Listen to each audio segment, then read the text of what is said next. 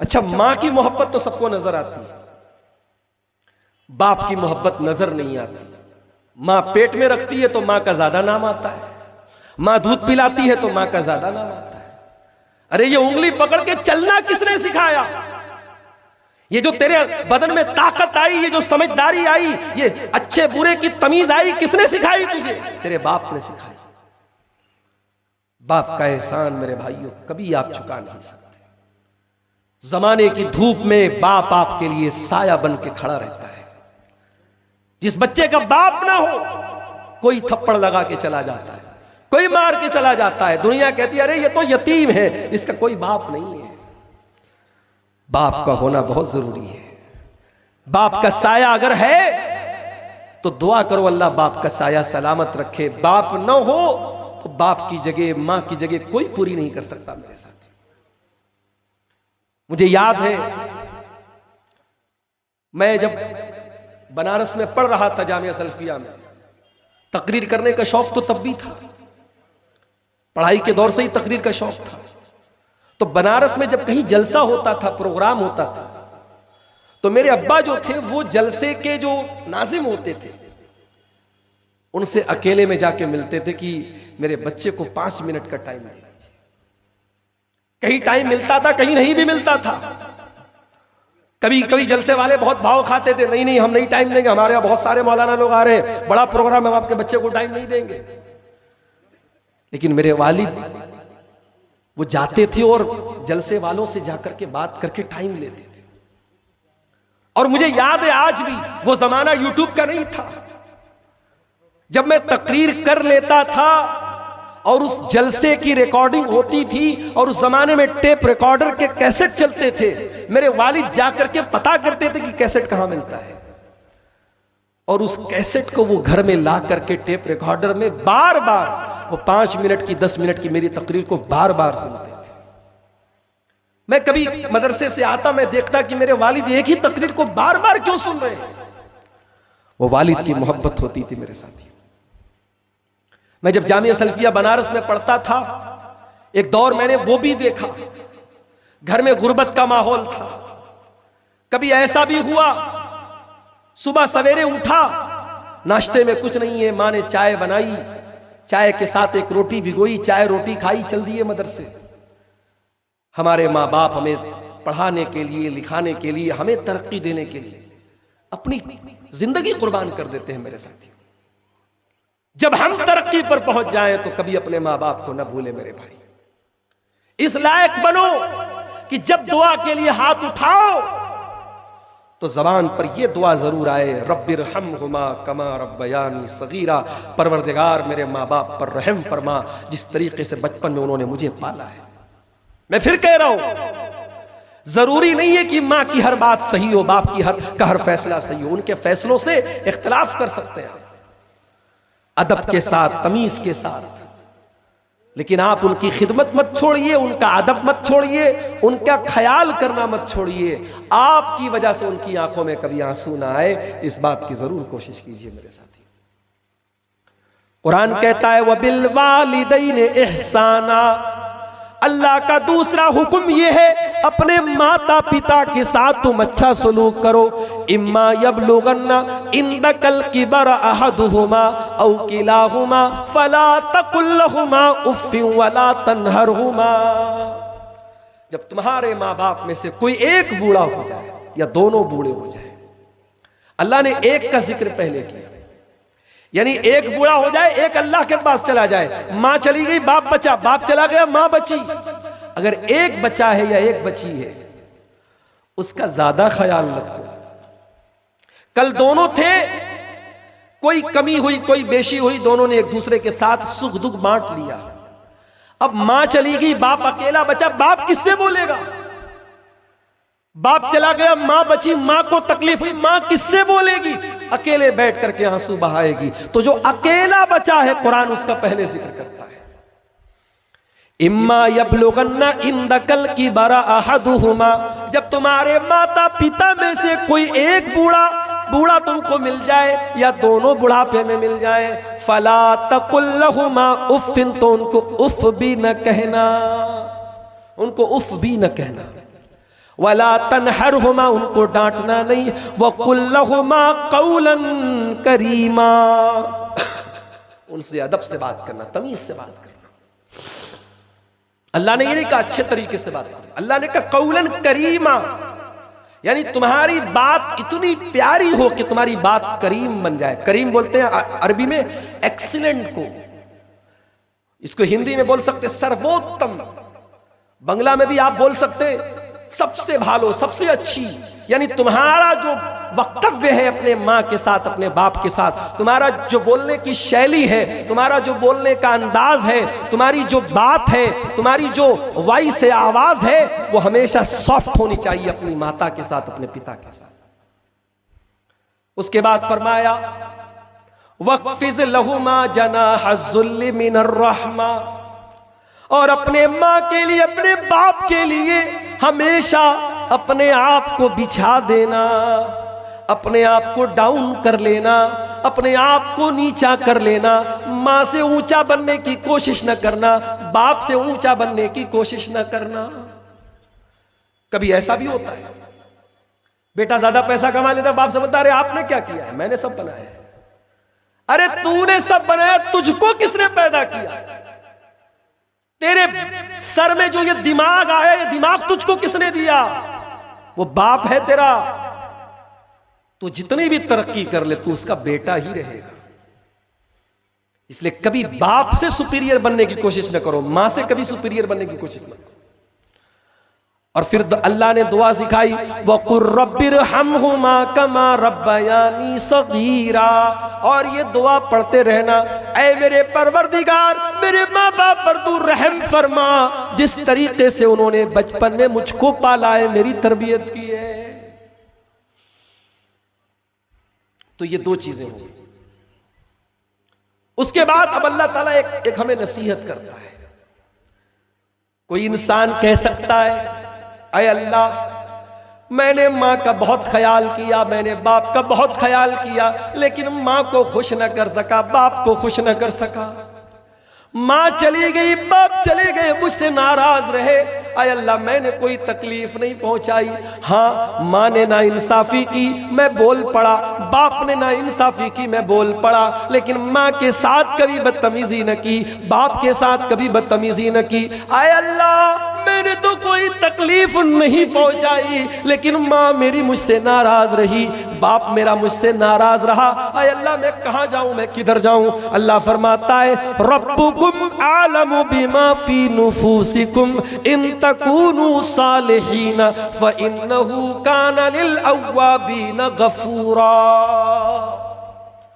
अल्लाह कहता है कि तुम्हारे दिल में क्या चल रहा है अल्लाह को पता है। अगर तुम्हारा दिल साफ है, तुमने माँ को तकलीफ नहीं पहुंचाई, बाप को तकलीफ नहीं पहुंचाई, कोई बात नहीं, अल्लाह ताला ऐसे लोगों को माफ कर देता है जो अल्लाह की तरफ बार बार रुजू करते हैं, तौबा करते हैं। अगर तुम्हें लगता है कि तुमने माँ को तकलीफ पहुंचाई है, बाप को तकलीफ पहुंचाया, बार बार अल्लाह से तौबा करो, अल्लाह माफ कर देगा। तो कितनी चीजें हो गई रागा वालों? दो चीजें हो गई। अब आइए तीसरी चीज, व आतिज़ल कुर्बा हक़्क़हु वल मिस्कीन वब्नस सबील। रिश्तेदार को उसका हक दे दो, गरीबों को उनका हक दे दो, मुसाफिर को उसका हक दे दो। आपको अल्लाह ने दौलत से नवाजा, आपका कोई रिश्तेदार है बेचारा बहुत परेशान है, आप आला बिल्डिंग में रहते हैं, आपका वो गरीब दोस्त, गरीब रिश्तेदार छोटे से मकान में रहता है, मकान जर्जर हो चुका है, मकान गिरने वाला है, टूटने वाला है, वो आपके पास आता, हाजी साहब अल्लाह ने आपको बहुत नवाजा है, मैं आपके चाचा का बेटा लगता हूं, मैं फूफी का बेटा लगता हूं, मामा का बेटा लगता हूं, मैं आपका रिश्तेदार हूं। अरे हाजी साहब, मेरा मकान टूट रहा है, गिर रहा है, चंद हजार रुपये दे दो, मैं अपने मकान की मरम्मत कर लूं, ज़कात का दे दो, खैरात का दे दो। मगर आपका दिल इतना कठोर हो चुका है, आप कहते हैं नहीं नहीं, मैं तो ज़कात दे चुका हूं, मैं मदरसों में ज़कात देता हूं, यतीमों को ज़कात देता हूं, मस्जिदों की मदद करता हूं, मगर मैं अपने रिश्तेदार को नहीं देता। याद रखो मेरे प्यारे साथियों, अगर ऐसा है तो ये बहुत गलत है। अपनी ज़कात और खैरात जब निकालिए सबसे पहले अपने रिश्तेदारों में देखिए, और जो ज़रूरतमंद हो उसको ज़कात पहले दीजिए, उसको सदका पहले दीजिए। और मैं ये भी बता दूं, जरूरी नहीं है कि आप ज़कात की रकम बता करके दे, लो भाई ज़कात दे रहा हूं, जरूरतमंद है ले जाके दो, लो भाई कपड़ा। कल तक जो लोग बहुत मोहब्बत करते थे, बार बार फोन करते थे, अगर किसी मजबूरी की वजह से मुकर्रिर किसी जलसे में नहीं पहुंच पाया, तो मैंने ये भी सुना है कि यहां तक बोला जाता है, हमारे इलाके में आते हैं तब हम बताते हैं, फला जलसे में नहीं आए, फला जगह आएंगे तब हम बताएंगे। मेरे प्यारे साथियों, जलसा और तकरीर करते करते तकरीबन मुझे 13-14 साल हो चुके। इतना अंदाजा हो गया कि जलसे और स्टेज की ये जो मोहब्बत है, ये मोहब्बत कब परेशानी में बदल जाए इसका कोई भरोसा नहीं। मुकर्रिर के साथ मसाइल आ सकते हैं। अब मेरी तबीयत खराब है लेकिन मुझे आना है, तकरीर करना है। इसी तबीयत के खराब होने के बावजूद मैंने ईद का खुतबा दिया, जुमा का खुतबा दिया, लास्ट जो जुमा के रमजान का आखिरी जुमा पढ़ा। जुमा के दिन मैं बुखार से तप रहा था, उसके बाद डॉक्टर क्या गया, उसने इंजेक्शन लगाया, ड्रिप लगाई मेरे हाथ में। आखिरी तकरीर जो मैंने बेंगलोर के करीब में की है, उसमें हाथ में ड्रिप लगा के मैंने तकरीर की। तो लोगों को भी ये समझना चाहिए, मुकर्रिर इंसान होता है, उसके साथ भी वो सारे मसाइल हो सकते हैं जो आपके साथ होते हैं। किसी जलसे में अगर इंसान नहीं आया है, उसकी मजबूरी को समझो और कोई बात नहीं। मेरे भाइयों, रांगा का ये प्रोग्राम जो आप देख रहे हैं, बाकायदा इस पर लिखा हुआ है तामीर व तरक्की मदरसा इस्लाहुल मुस्लिमीन के तहत ये जलसा हो रहा है। और ये जहाँ पे हम बैठे हैं, ये सरजमीन मदरसा ही के लिए बनाई जा रही है। हम अल्लाह से दुआ करते हैं रब्बुल आलमीन जल्द से जल्द यहाँ एक शानदार मदरसा हम सबको बनाने की तौफीक दे। और जिन भाइयों ने इसमें बिल्डिंग मटेरियल्स दिए हैं, चंदा दिया है, ताउन दिया है, अल्लाह सबके ताउन को कबूल फरमाए। और जो भाई अभी तक हमारे इस कार्य खैर में हिस्सा नहीं लिए हैं, पीछे रह गए हैं, मैं उनसे अपील करूंगा कि अल्लाह के वास्ते ये आपकी आखिरत का इन्वेस्टमेंट है। दुनिया में आपने बहुत इन्वेस्टमेंट किया होगा, जन्नत के लिए और आखिरत के लिए अगर कुछ बनाना चाहते हैं, ये मदरसा है जहाँ बच्चे पढ़ेंगे, दीन की तालीम हासिल करेंगे। और इलाके में ज़रूरत भी है ऐसे मदरसे की, इसलिए इस मदरसे की ज़मीन में और इसकी बिल्डिंग में आप ज़रूर ताउन करें। अल्लाह ताला आप सबको इसकी तौफीक अता फरमाए। मेरे भाइयों, हम और आप अभी ईद उल फित्र के त्यौहार से फारिग हुए। हमारे दो ही त्यौहार हैं, एक ईद उल फित्र है, एक ईद उल अज़हा है। और हमारे दोनों त्यौहार बहुत ही साफ सुथरे त्यौहार हैं। हमारे किसी त्यौहार में न नाच गाना है, न दूसरे की इबादत गाह के सामने जाकर के डांस करना है, न शराब पीना है, न हंगामा करना है, न किसी को गाली देना है। हमारा दोनों त्यौहार बहुत ही पाक साफ त्यौहार है। ईद का त्यौहार आया, दुनिया के करोड़ों मुसलमान ईदगाह पहुंचे। हुकूमत ने उत्तर प्रदेश में आदेश जारी कर दिया, सड़क पे नमाज नहीं पढ़ सकते। मुसलमान ने कानून नहीं तोड़ा, मुसलमान पलट के पूछ सकता था। सारे मजहब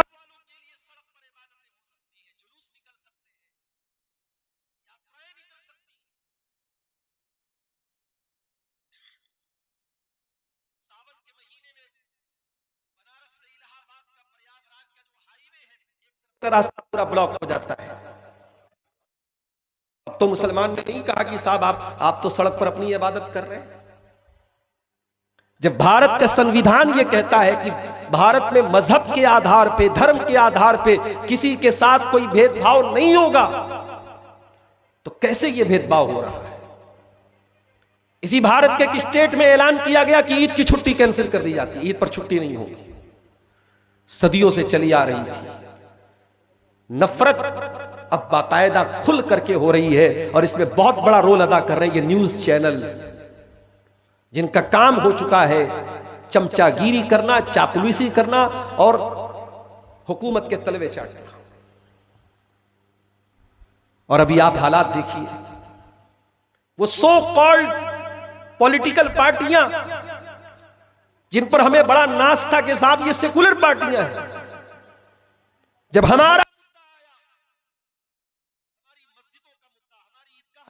हमारे कब्रिस्तान का मुद्दा आप क्या समझते हैं?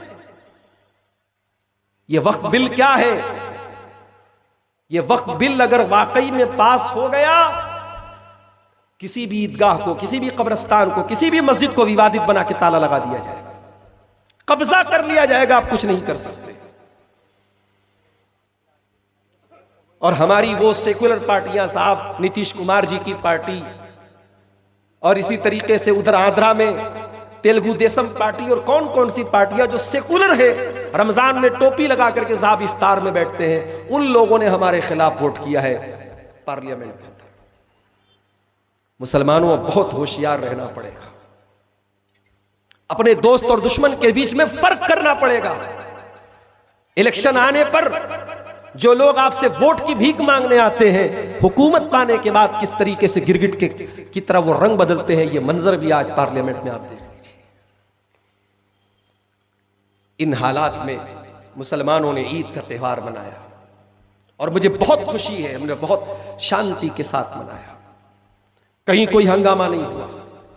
और याद रखो, मुसलमान के त्यौहार में हंगामा हो भी नहीं सकता। जो हंगामा करे वो मुसलमान का त्यौहार, जिस त्यौहार में हंगामा हो वो त्यौहार मुसलमानों का हो ही नहीं सकता। हमारा त्यौहार तो बड़ा सीधा साधा सरल त्यौहार है मेरे साथ। हमने 30 रमजान के रोजे कंप्लीट किए, इस बार 29 का चांद हुआ, 29 कंप्लीट किए। चांद नजर आया, हमने दुआ पढ़ी, अल्लाहुम्मा अहिल्लहु अलैना बिल अम्नि वल ईमानी वस्सलामती वल इस्लामी रब्बी व रब्बुकल्लाह। चांद देख करके भी हमने तौहीद का सबक दुनिया को दिया। हमने दुनिया को बताया हम चांद देख करके ईद मना रहे, मगर चांद की पूजा नहीं करते, हम चांद की इबादत नहीं करते, हम चांद को क्रिएटर नहीं मानते, हम चांद को क्रिएशन मानते हैं। हम चांद देख करके कह रहे हैं रब्बी व रब्बुकल्लाह, ऐ चांद तेरा रब्बी अल्लाह है, मेरा रब्बी अल्लाह है। ईद का दिन आया, अपनी अपनी हैसियत के मुताबिक किसी ने नए कपड़े पहने, किसी ने पुराने पहने, किसी को नया कपड़ा नसीब हुआ उसने नया पहना, किसी को पुराने ही में ईद मनानी पड़ी उसने पुराने में ईद मनाई। साफ सुथरे कपड़े पहनकर, जूते चप्पल पहनकर हम ईदगाह की तरफ जा रहे हैं। ईदगाह में जाने के टाइम भी हमारी जबान पर कौन सा नगमा है? हम अपनी तारीफ नहीं कर रहे, अपने कपड़े की तारीफ नहीं कर रहे, अपने जूते की तारीफ नहीं कर रहे। हम ईदगाह में जाने के टाइम भी अल्लाह की तारीफ करके जा रहे हैं। अल्लाहु अकबर, अल्लाहु अकबर, ला इलाहा इल्लल्लाह, वल्लाहु अकबर, अल्लाहु अकबर, वलिल्लाहिल हम्द। हम ईदगाह में पहुंच करके भी अल्लाह की तारीफ कर रहे हैं। अल्लाहु अकबर। 2 रकात नमाज पढ़ी हमने ईदगाह की के अंदर, ईद की नमाज, और सारी दुनिया को यह मैसेज दिया हम मुसलमान हैं, एक अल्लाह के आगे सर झुकाने वाले हैं। तुम जुल्म करते रहो, कभी सड़क पर नमाज का मसला निकाल लो, कभी हमारे ऊपर झूठे केस लगा दो, मजलूम और गरीब मुसलमानों की दुकानों और मकानों पर बुलडोजर चला दो, मगर अल्लाह की तौहीद की आवाज मुसलमान कभी नहीं छोड़ेगा। जब तक मुसलमान इस दुनिया में मौजूद है, एक अल्लाह की तौहीद की आवाज बाकी रहेगी, ला इलाहा इल्लल्लाह की आवाज बाकी रहेगी। हमने ईद की नमाज पढ़ के ये मैसेज दिया है दुनिया को मेरे साथियों। और मेरे पास वो वीडियो भी आया फलस्तीन की सरजमीन का, पीछे मकान टूटे पड़े हैं, बमों के धमाके की वजह से सारा मोहल्ला टूटा पड़ा है, सारे मकान टूटे पड़े हैं। रंगा वालों, आप तो ईद की चांद रात को अपने बच्चों के लिए चप्पल खरीद रहे थे। मेरी माओ बहनों, तुम तो अपने लिए बालों में लगाने वाली हेयर बैंड और हेयर क्लिप और कान में पहनने वाली ईयर रिंग और नाक में पहनने वाली नथनी और हाथों में पहनने वाली चूड़ियां और कंगन खरीद रही थी। और उधर फलस्तीन की सरजमीन पर, गाजा की सरजमीन पर वो छोटे छोटे बच्चों के चीथड़े उठा रहे थे। वहां के बाबा बच्चों के चीथड़े उड़ रहे हैं, औरतों के चीथड़े उड़ रहे हैं। मगर वल्लाह उनके हौसले की दाद देनी पड़ेगी, उनकी हिम्मत की दाद देनी पड़ेगी, उनकी जवांबर्दी की दाद देनी पड़ेगी। मकान टूट गए हैं, बच्चे मर चुके हैं, घर टूट चुका है, दिल नहीं टूटा, हौसला नहीं टूटा। ईद की नमाज पढ़ रहे हैं, मकान टूटे पड़े हुए हैं, रहने को ठिकाना नहीं है, ईदगाह का इंतजाम भी नहीं है, वहीं जमीन पर अपना अपना मसल्ला बिछा करके ईद की नमाज पढ़ी जा रही है। उनका वीडियो देखकर मेरे प्यारे साथियों, कौन सा दर्दमंद मुसलमान है जिसकी आंख से आंसू ना आ जाए। इन गरीब फलस्तीनी भाइयों को भी कभी याद कर लिया करो मेरे साथी। इस ईद की खुशी में उनको भी याद कर लो मेरे साथी। आप अपने घर में बैठ करके सेवैयां खा रहे हैं, मिठाई खा रहे हैं, उन बेचारों को एक टाइम का खाना भी मुश्किल से नसीब होता है। दुनिया के मुख्तलिफ फलाही इदारे, रफाही इदारे जब वहां पैकेट से लेकर के पहुंचते हैं, हवाई जहाज से, हेलीकॉप्टर से, छोटे छोटे बच्चे दौड़ पड़ते हैं, कई दिनों के बाद उनको खाना मिलता है। ये जिंदगी भी वो गुजारते हैं मेरे प्यारे साथी। अल्लाह हमारे उन फलस्तीनी भाइयों की मदद फरमाए। दो चीजें हमेशा अपनी जिंदगी में याद रखो मेरे साथी। जो मिला है उस पर अल्लाह का शुक्र अदा करते रहो, और जो नहीं मिला है अल्लाह से मांगते रहो।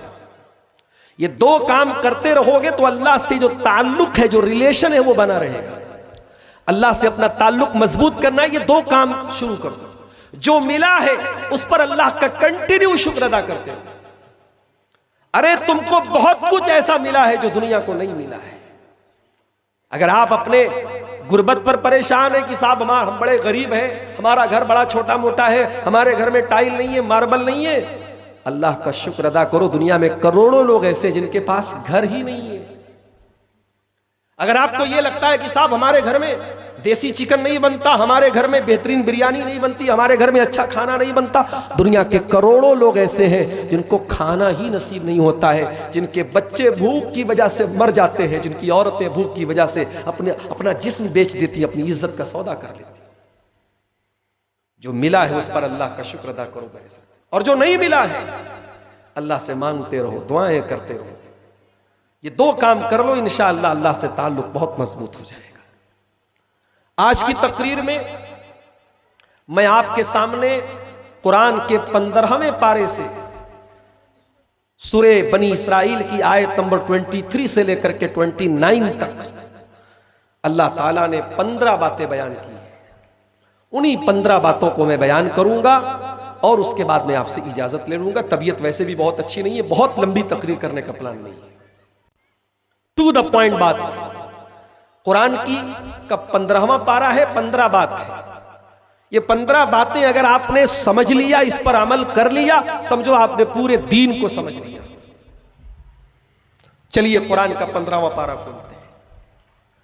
पहली बात, 15 बातों में पहली बात, वक़ज़ा रब्बुका अल्ला ताबुदू इल्ला इय्याह।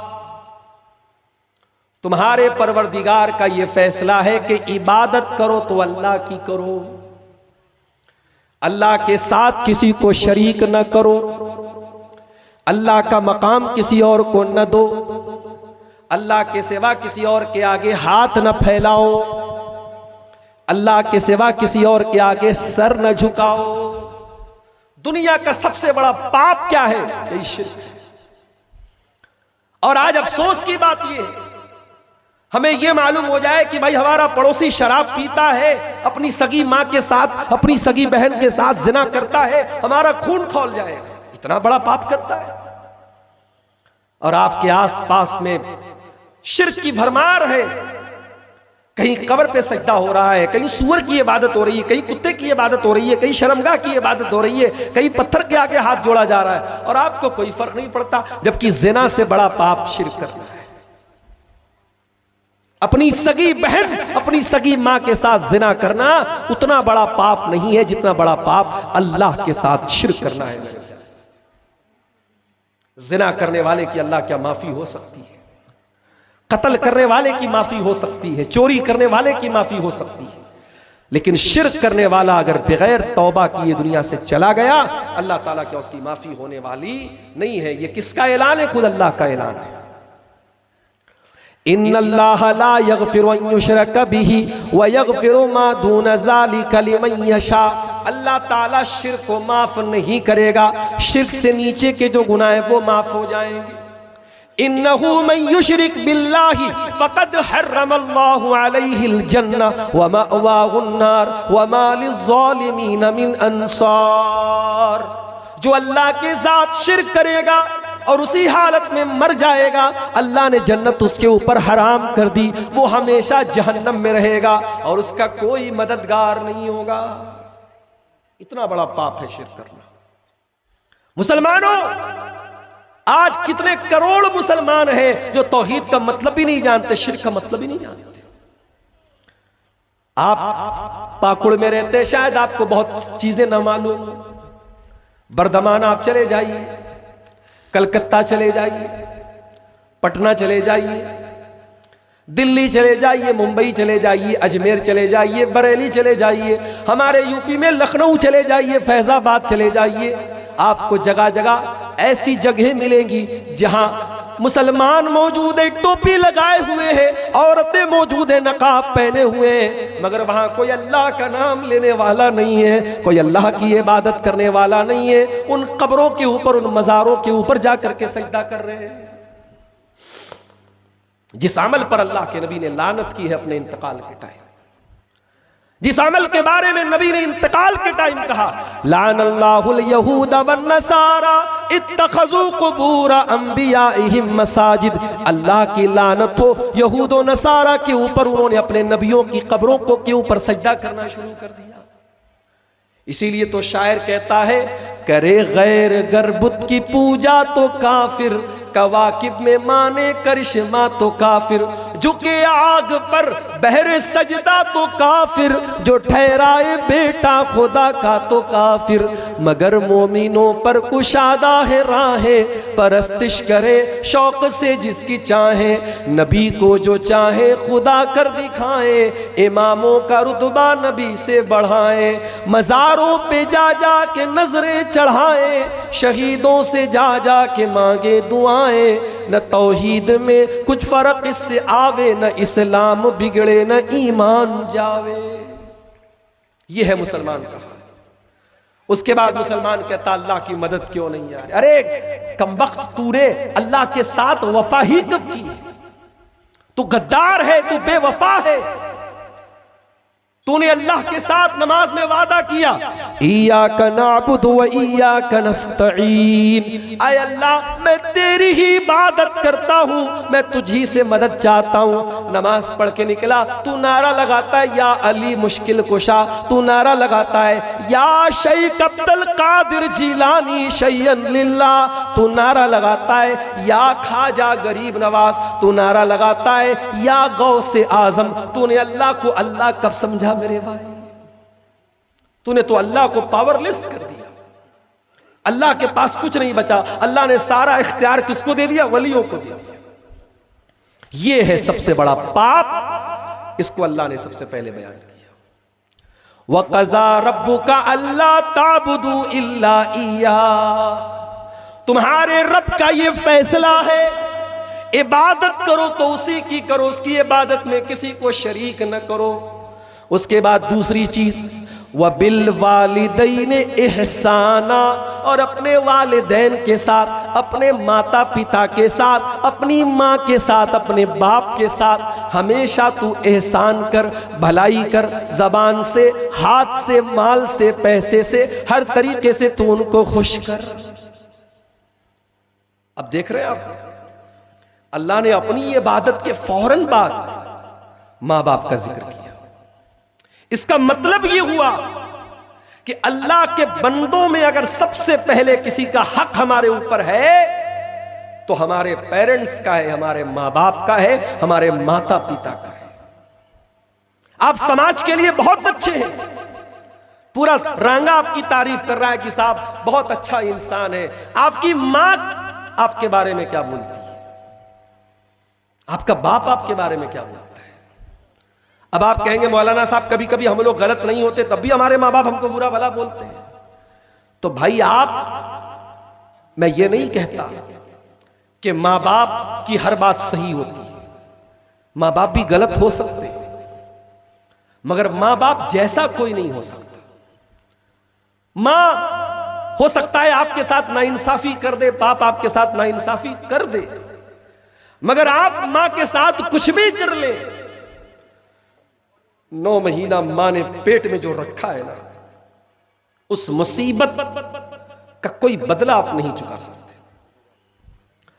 एक आदमी अपनी बूढ़ी मां को अपने कंधे पर सवार करके खाने काबा का तवाफ कर रहा था और कह रहा था कि इन्नी लहा कल बईरिल मुजल्लली, कि मैं अपनी मां के लिए ऊंट बन गया हूं, मेरी मां मेरे ऊपर सवार होकर के तवाफ कर रही है। उसने हजरत उमर से कहा, ऐ उमर, आज मैंने अपनी पीठ को अपनी माँ की सवारी बना दिया, मेरी माँ ने मेरी पीठ पर बैठ करके खाने काबा का तवाफ कर लिया, उम्रा कर लिया, हज कर लिया। ऐ अमीरुल मोमिनीन, ऐसा लगता है कि आज मैंने अपनी माँ का हक अदा कर दिया। कहा, रे जालिम, तू माँ का हक अदा करने की बात करता है, वला बेज़फ़रतिन वाहिदा, तेरी माँ ने जब तुझको जन्म दिया था, जब अपने पेट से तुझको बाहर निकाला था, तुझको पैदा किया था, जब तेरी माँ की ज़बान से जो चीख की आवाज निकली थी, जो दर्द की आवाज निकली थी, अभी तो तूने उस आवाज का भी हक अदा नहीं किया है। बड़ी संकट, बड़ी मुसीबतें झेलती है हमारी माएँ हमारे लिए। हम खाना खा लें, माँ भूखी रह जाती है। पैदा होने के बाद तो कितने दिन ऐसा होता है, बच्चा रात रात भर जागता है, रोता है, माँ बेचारी अपनी नींद कुर्बान करती है। आप कर सकते हैं क्या? आज आप जवान है, बूढ़ी माँ है घर में, उसको रात में खांसी आने लगे, 5 मिनट खांसी आ जाए, 10 मिनट खांसी आ जाए, आपका पारा चढ़ने लगेगा, आप जाकर के बोल देंगे, माँ तू कहीं और चली जा, क्यों, मेरी नींद खराब कर रही है। आप बोल देंगे ऐसा, माँ कभी नहीं बोलती। बच्चा रात में 10 बार रोएगा, 10 बार माँ बेचारी उठेगी, बच्चे के गीले बिस्तर को चेंज करेगी, बच्चे का पाखाना और पेशाब साफ करेगी, गीले बिस्तर पे खुद सो जाएगी, बच्चे को नहीं सोने देगी।